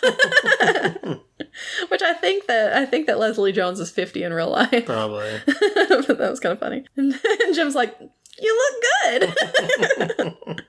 Oh, man.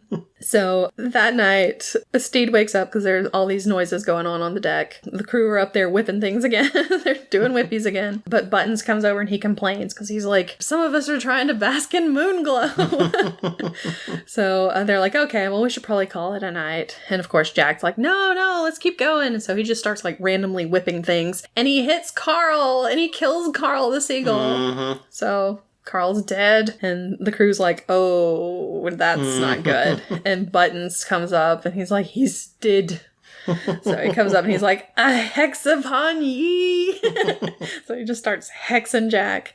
And then Steed shows up, and he's like, get off my ship. So he's like, all right, fine, I didn't want to be here anyway. So he starts heading off, and he's like, who's coming with me? And everybody else is like, no. And he's like, Ed, I saved your life. He used the old I saved your life card on him. So he's like, all right, fine, I'll go with you. So it's just Ed and Jack leaving. And Steed's, he's like, what? You're leaving? He's like, yeah, this is who I am. Do you see me now? And he just leaves. So Steed's sad. Oluwandu. Why do I keep saying Oluwandu? Olu keeps thinking. Oluwande tries to room with Frenchie and Weejon, of course. But they're like, no. Sorry, you can't sleep here. So he ends up sleeping on the couch in the captain's quarters instead. The next morning, Ed wakes up. He's on the beach. Jack's trying to whip fish for breakfast to get some breakfast. It doesn't work, of course. And Steed has been watching them all through the night through a spyglass. So Lucius comes in and takes the spyglass from him. And he's like, is it over with Blackbeard? He's like, I think so. So Lucius is like, it's okay, I'm fantastic with breakups. So he takes all of Ed's stuff out there, and Ed's like, you didn't put any of that yummy lavender soap? And he's like, it's not a care package. So he leaves him with all the stuff, and he's like, you know, Steed really liked you. I just thought you should know that. So he walks off. Buttons is distraught. He's just sitting there crying on the side of the ship. And another bird flies up. Here comes another seagull. And he goes, oh no, Olivia. It's Carl's wife. And Carl didn't come home last night. She calls Buttons Nathaniel, so I guess his name is Nathaniel Buttons. And he has to tell her the bad news. So he's like, oh, Olivia, I got some bad news. Oh no, her husband's dead. She's a widow bird. So they're going to have a burial at sea for Carl. And Steed also has to tell him that Blackbeard won't be sailing with them any longer. And of course, Black Pete's like, but what if some of us felt like we were more Blackbeard's crew? It's like, somebody goes, read the room.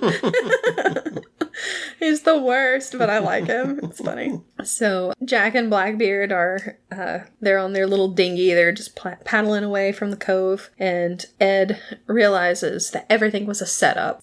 Izzy sold out Steed, and Jack was just there to get Ed out before the English arrive. So he's pissed off. And because there's no escape from Blind Man's Cove, that's why Jack wanted to go there. So Ed gets pissed off. He yells at Jack. He's like, he's my friend. And it made me think of he was their friend.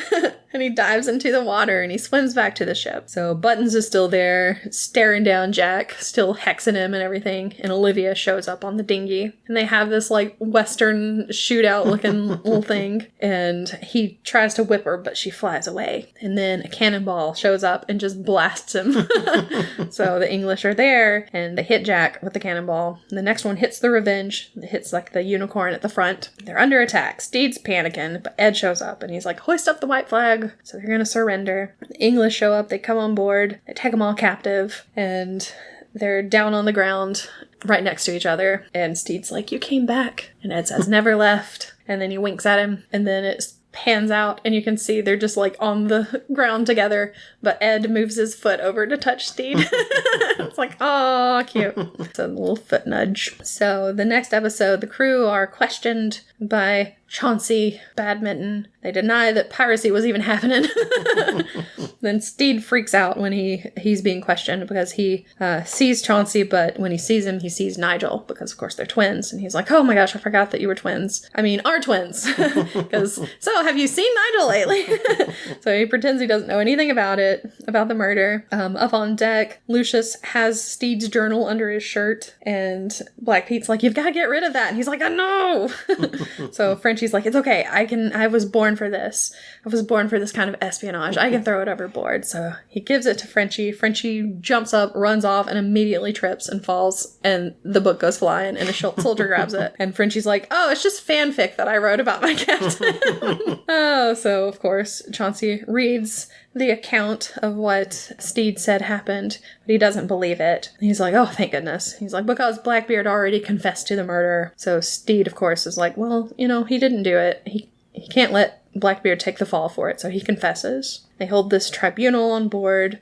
They accuse Blackbeard of piracy and everything, but they're like, but we're going to release you into the custody of Izzy Hands, because apparently he's pledged to serve the crown, so you're free to go. But Steed, of course, is sentenced to death by a firing squad, and Ed protests, and Steed's like, no, it has to happen. I have to pay for all the hurt and all the things, all the people that I've hurt and everything. So they blindfold him, they're getting ready to shoot him, and he doesn't want to die, though. He's like, I don't want to die. Blackbeard punches Izzy, because he's like, you sold us out. The crew, they don't want to watch as Steed dies, so they're all kind of looking away. But then Ed realizes that he can maybe save him. So he calls for an act of grace. He's like, yeah, what he said. So it shows King George, like months earlier. He proclaims that any pirate who gives up his life of piracy to become a member of the English Navy in their fight against the Spanish will be pardoned. So he's like, okay. Steve's like, 2 acts of grace, please.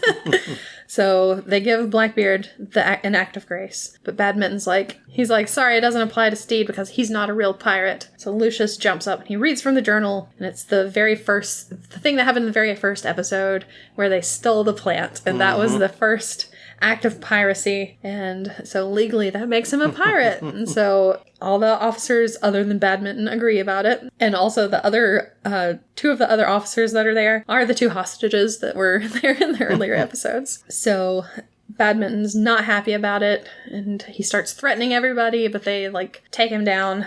And he's like, why are they so loyal to you or whatever? And so he's like, it's probably because of my positive management style or whatever. It's like, we talk it through, and then they all go, as a crew! So it comes back.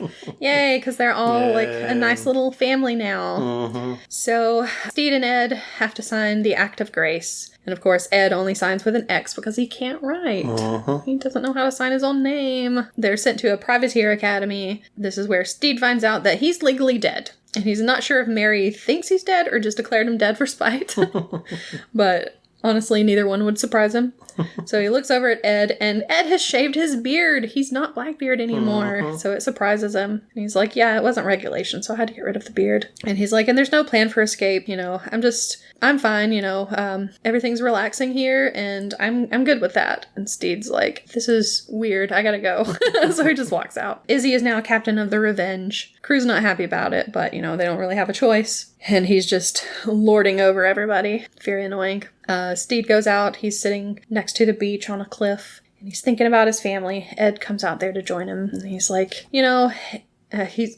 Steed asks him, how are you taking this so well? He's like, well, it's nice to just take a load off, just be Edward for once. And he's not sure if he even wants to go back to the way it was before. He's like, I just want to do what makes Ed happy. And so Steed's like, well, what makes Ed happy?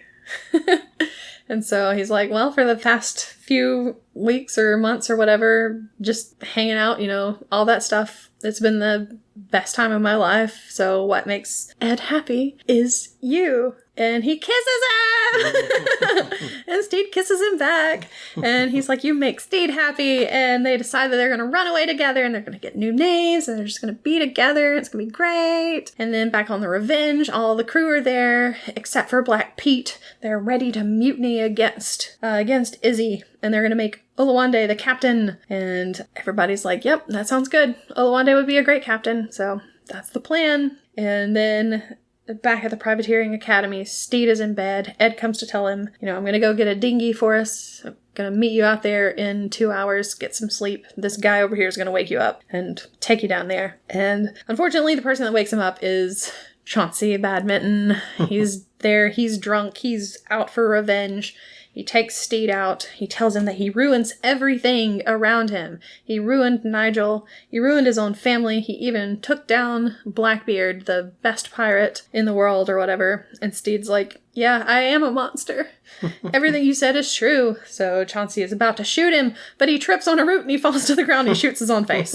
So, whoops, there goes another one.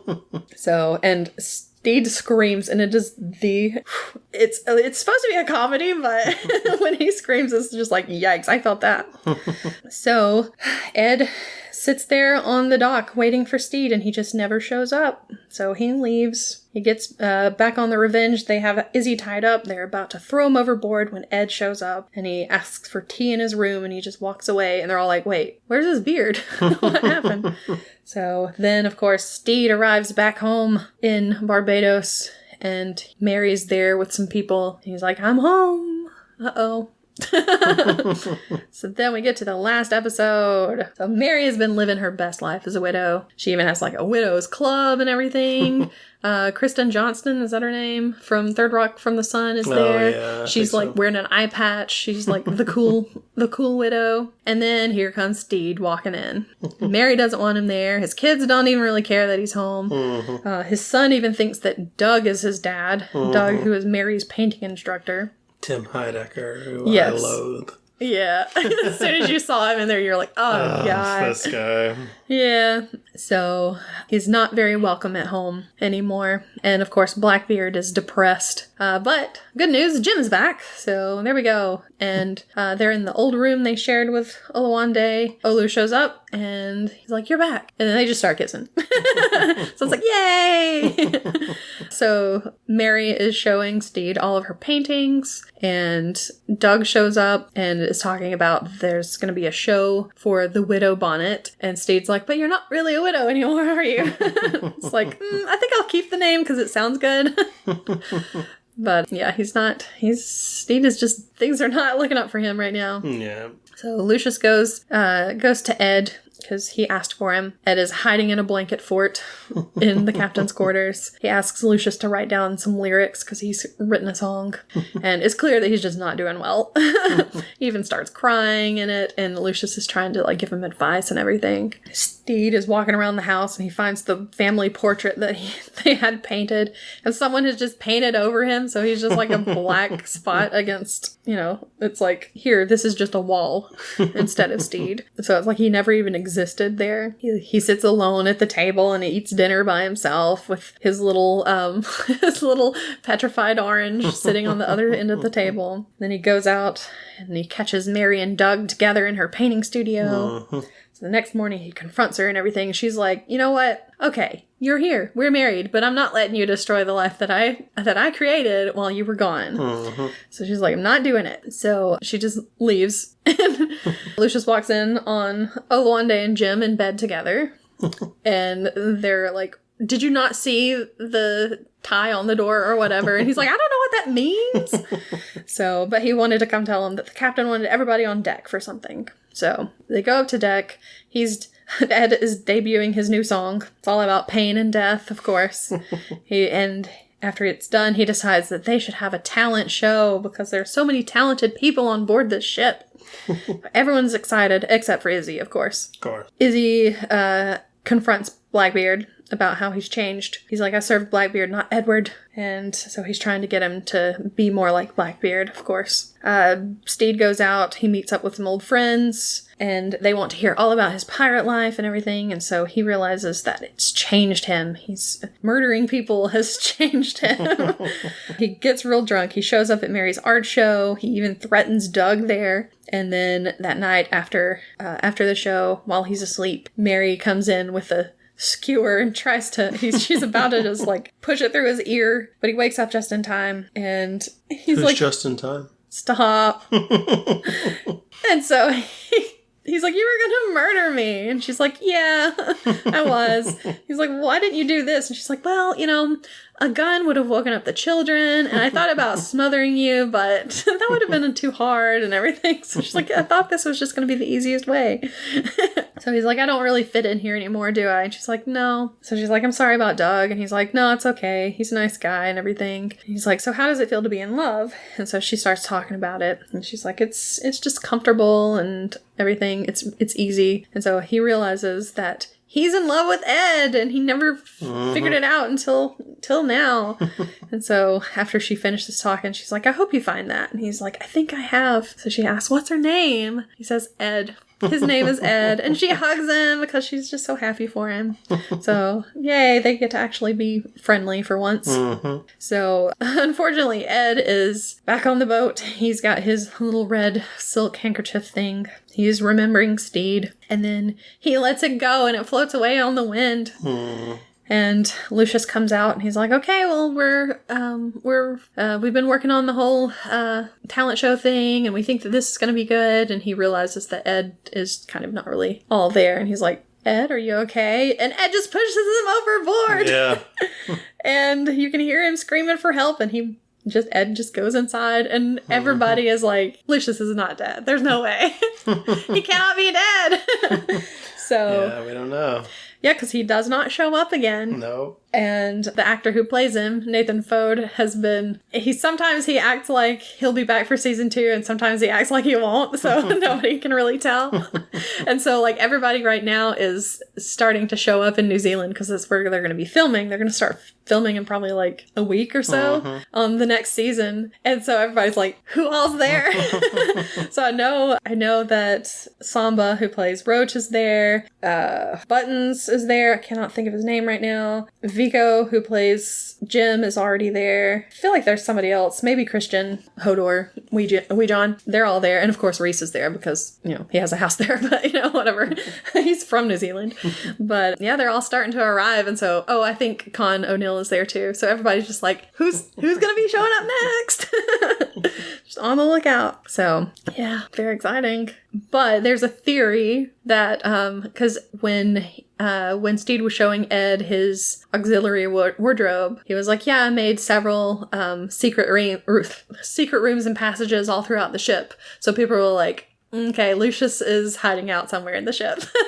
That better be the case, because if he's dead, I'm going to be so mad. Because he's like one of my favorite characters. Anyway, so he pushes him overboard. He goes back inside. He puts on all of his leather clothes again, because he's been just wandering around in Steed's robe and stuff. And he doesn't have his beard anymore, but he has like some coal or whatever, and he puts black on his growing beard and around his eyes, so he just looks real different. And then he goes off and he finds Izzy, and he cuts off Izzy's little toe, and he makes him eat it. And he's like, if you ever threaten me again, I'll make you eat the other ones too. So he's back as Blackbeard. Then he has the crew throw all of Steed's books overboard, and I was like, no, those books. I hate it. So, yeah, everything's looking real bad on the Revenge. Mm-hmm. And then, to top it all off, they're getting ready for the talent show, and Izzy's like, yeah, Ed wants to do it on this island here. Mm-hmm. And puts them on the island and then just rows off. Mm-hmm. And they leave. They're marooned on an island. Yeah. Not good. And the only ones that are not on the island are, of course, Lucius, who was thrown overboard, mm-hmm. Jim, and Frenchie, because Jim is really good with knives, so I guess he wants them on the crew. Mm-hmm. And Frenchie is good at sewing and is going to make Blackbeard's new flag. Yeah. So, and also he has broken up all of the big relationships and friendships too. Yeah. Because Lucius is not there anymore, so Lucius and Black Pete aren't together. Mm-hmm. Jim and Olamande aren't together. Mm-hmm. And Frenchie and Weejon, the room people, are not together. Yeah. So he's like, if I can't be happy, no one can. Oh no. So Steed has decided that he's going to fake his own death. So they need a corpse. So they go over to the widow's house. The widow, never remember what her name is. Evelyn is pretty sure her name is Evelyn. Goes over to her house because her husband was the mortician or whatever. So they're like, we need a corpse about Steed's size. So they have their corpse. The kids help him tear clothing and stuff for the corpse. His daughter has split the petrified orange in half so that he can have one half and she'll keep the other so that they can look at it and remember each other, which is really sweet. So once they have all of the elements in place, they go to town. And also forgot to say that Evelyn has a pet jaguar that is going to be part of the shenanigans. So they go off to town. Steed shows up with flowers to apologize to Mary because he's like, I'm sorry I ruined your art show and everything. And then suddenly they go, it's the escaped jungle cat. And here comes Ned, the cat. Steed has a raw piece of chicken in his pocket and shows it to it. And they go off into a building together and makes it sound like they're fighting in there and everything while the cat's just over there eating that chicken. Yeah. Doesn't care what's going on. So they have a bucket of pig's blood or something. And he's just splashing it on himself to make it look like he's been hurt and everything. So he walks out and he's like, it's okay. I fought the beast and won and everything. And they're like, Steed, look out for that carriage. And a carriage comes and hits him, or he pretends that it hits him. And while there's all of this while the dust is settling from the carriage, he pulls the corpse out of the carriage and jumps in himself. And the carriage rolls off, rolling over the dead body. And so he's made it safely away. And then suddenly because they're like, oh, he might have made it through that. But then a piano falls. It's the most ridiculous thing. Because earlier when they were when they were going through town, there were these guys who were holding up a piano and they're like, do we need to put it into the building? And they're like, no, we were only paid to just have it, to like hoist it up. So immediately it's like, okay, there's something going on with that piano. So yeah, he's dead. Steed is now dead. And so Mary's like, well, you know, he had been sick for a while and everything, so he wasn't going to last long anyway. And so now Steed's dead. He's able to go off and do whatever he wants. So he heads out to sea in a dinghy. And then we go back to the Revenge. Frenchie hoists up the new flag, which is this same flag, except at the very bottom of it, there's like one little attachment that is just a broken heart, I think, or something like that. So, but that is like supposedly Blackbeard's real flag. Don't know if it actually was, but that's what they say was his flag. Yeah. So, Blackbeard goes back to his empty cabin because he's, you know, thrown everything out, and he cries while he looks at the picture of the lighthouse, or the painting of the lighthouse. So it's like, oh, he is still sad about it. Ed is still in there. Then down over there on the island, Buttons looks over and sees the Swede laying there, and his butt's looking real juicy, apparently, because he takes out he calls them his summer teeth. Because some are teeth and some ain't, but because some of them are like wooden and everything, but he puts in his teeth and he's gonna go cannibalize the Swede, I guess. And the Swede realizes it, and so basically he's being chased around the island by Buttons and Roach. Because Roach has his knives and stuff. And then Olu happens to look out because he sees something in the distance. And he pulls out the spyglass and he looks out there, and it's a dinghy, and it's Steed. He's there, and that's how it ends. How he found them, I don't know. I don't know either. There are so many instances where it's like, how did anybody find anybody out there on the open sea? You know, it doesn't have to make sense. You just go with the flow. You know, come on. So that's it. So will they get back together? Probably. Most likely. If they don't, I think there will be a lot of mad people. Will Izzy get to have a redemption arc? Maybe. I don't care. A lot of people hate Izzy. I think the more that I've watched it, the more I like Izzy. But he still annoys me some too. But Calico Jack is the one that I hate the most. So. Oh yeah, he's the worst. So anyway, but that is Our Flag Means Death. That's the first season. Hopefully the second season will come out soon. Like I said, they're about to start filming it. And they got to do all this stuff, all the necessary stuff. So sometime next year, hopefully. Hopefully HBO Max doesn't crater. Oh my God. I swear. So, yeah, that's it. All right. That's my favorite show. That's your favorite show. I left so much stuff out. Did you? Yes. I could talk about this thing for days, literally. Oh my gosh. Oh man. I know, it was a lot. Well, so for our snack, you made a cake. I did. What cake is this you made? So the cake I made was the 40 orange glaze cake, although it didn't take 40 oranges. I was told that it would only take about 8 oranges. Yeah. It took about 13. Yeah. Actually, it took 12. Yeah, 12. It was a nightmare to make. It took a lot of work from you. Yeah, I started working on it Thursday night, which I didn't do a lot Thursday night. I just made some candied oranges, which took a long time anyway, because it took like an hour and a half just to make those. And then Friday, I was like, oh, I'll start on the cake. Maybe I can have it finished by, 10 o'clock. No. I had the cake, part of it made by 10 o'clock. Yeah. And some of the other elements made by 10 o'clock, but it was not put together.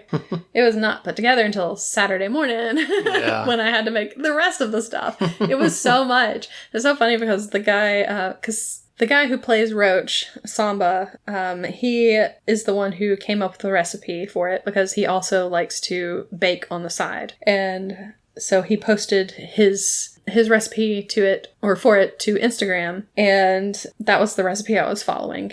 And it was like, it'll take about 3 hours. I'm like, no.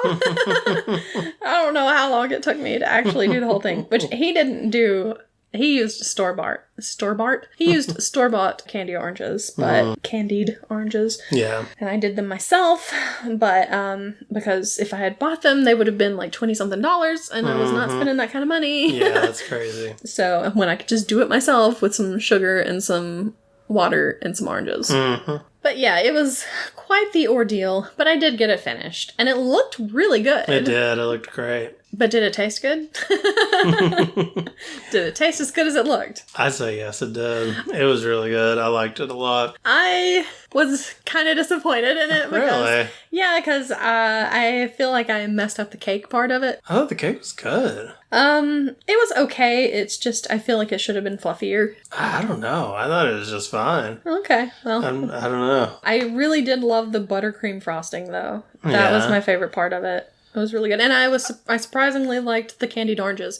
Because the thing is, I made this as my birthday cake. I don't really even like oranges that much. But I was like, but I have to make this cake. I like orangey desserts like this, like orangey pastries and stuff. I think they're good. Yeah. And this even reminded me of somebody made something that I tried when I was a kid, maybe. Maybe my grandmother. I don't know. But it had oranges in it too, and I really loved those. I like those cookies with those orange candies in them. Mm-hmm. Those are great. Yeah. So I loved it. Well, good. I think it would have been better. I think if I could have made the cake better, it would have been really good. That was really the only part that kind of disappointed me. Like I said, I think it wasn't as fluffy as it was supposed to be. I don't know how I messed up, but I know there were several steps that I could have gone wrong. So it was one of those. I don't know. Sponge cake's not really like super fluffy. Yeah, but I feel like a fluffier cake would have worked better with it. But I don't know. I think what I'm going to do at some point is just make like a regular, not a sponge cake, but just a regular kind of cupcakes. And maybe do the buttercream and maybe a few other little parts like maybe the cream in the middle with the oranges. Put that in there. Put that like good. Inside of the cupcake, and then have the buttercream on top. See, honestly, the buttercream was my least favorite. Oh my god, I loved the buttercream. I liked everything else a whole lot more. Wow. I thought it was good. Don't get me wrong, but like if I was picking parts I liked, surprisingly. Well, I think I liked it the most because it was the thing that tasted the most like orange to me.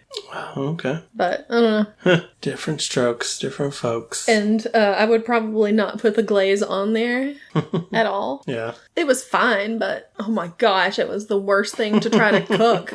Yeah. I don't know why that was so bad, but it was like everything. It was like everything that could go wrong for it just kept going wrong. I'm like, can one thing work correctly, please? Because it's like, do this for 5 to 8 minutes, and like it's not doing what it's supposed to do. Come on, what is happening? So yeah, it was. I will never make it again. I'm just gonna say that now. Enjoy it while we can. Mm-hmm. So yeah, but. It was an experience, that's for sure. So I would not rate it as highly as you would, probably. Well, what are you going to rate it? Because I'm giving it a 10. No! I loved it! It was no good. way. There's no way. It was really good. I really liked it. Even the buttercream? Even the buttercream. I did not like the buttercream. I'm just saying it was my least favorite part. Because I was going to give it like a 6. Oh my god, it's definitely not a 6. That's just me. There's no way it's a 6. It's really good. Fine, I'll give it a 7. Okay. I'll bump it up 1 just All because. Right, you better. Just because you said I can't give it a 6. That's right, you can't. I won't allow it. Okay. All right. Well, I'm glad that I can't give my true opinion on my podcast anymore. God. I mean, you did, but I just don't appreciate it. That had to be vetoed. Okay. You were attacking somebody I love, so I don't take kindly to it. Well, guess what? I was attacking somebody I love too, so. Wilson? No. You're not the only one here who loves me. So how was her cake? Let us know. Yeah, this is something that we can't be like. So, how about this? Are you a fan of Our Flag Means Death? Yes. If you are, have you tried to make the 40 orange glaze cake yourself? Mm-hmm. How did it turn out? What's your secret? Yeah, did it turn out the way it was supposed to? Mm-hmm. Well, you can let us know on Twitter at HavingFunCast or on Facebook at HavingFunPod. Or you can send us an email at havingfunpod@gmail.com. So go out there, have some orange cake, and have fun, and we will see you next week. Goodbye! Bye!